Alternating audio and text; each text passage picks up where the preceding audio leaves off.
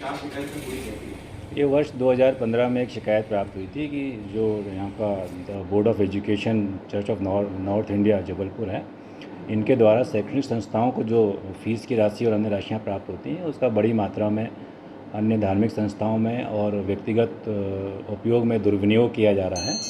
इस शिकायत की जांच डीएसपी मंजीत सिंह साहब के द्वारा कराई गई। उनके द्वारा जांच में ये पाया गया है कि वर्ष 2003-04 से लेकर वर्ष 2011-12 के बीच में लगभग 2,70,00,000 रुपए का इस तरह का ट्रांसफ़र हुआ है जो अवैधानिक था।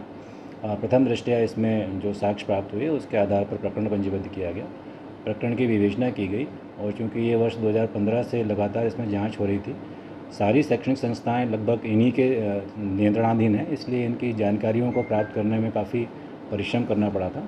तो इसलिए ये आवश्यक माना गया है कि जो इनके मूल दस्तावेज़ हैं उनको बरामद करने के लिए इनके यहाँ सर्च कार्रवाई की जाए, तलाशी कार्रवाई की जाए। माननीय न्यायालय से इस संबंध में निवेदन किया गया और प्रकरण के जो विवेचक हैं श्रीमती विशाखा तिवारी, उनके द्वारा माननीय न्यायालय से सर्च वारंट प्राप्त करके आज सर्च कार्रवाई की गई। सर्च कार्रवाई के दौरान जो प्रकरण से संबंधित दस्तावेज हैं वो काफ़ी संख्या में बरामद हुए।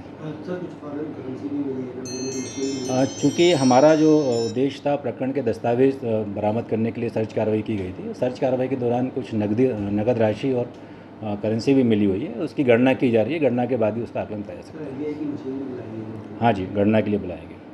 सर, इसे फॉरेन करेंसी का भंडारण करना या रखना, ये क्या किसी नियम का उल्लंघन है? क्या जो भी इस संबंध में अन्य वैधानिक प्रावधान होंगे उनके बारे में संबंधित एजेंसियों के द्वारा या जो भी प्रावधान होंगे उसके अनुरूप कार्रवाई की जाएगी। सर, जो पीरियड के अंतर्गत कार्रवाई की गई है जो 15 तक का है, क्या उसके बाद भी इस तरीके से निश्चित तौर पर विवेचना का विषय है और विवेचना में इस सारी की सारी इसके बाद जो 2011-12 के बाद भी अगर इस तरह की अनियमितता पाई गई है तो वो विवेचना के दायरे में आएगी।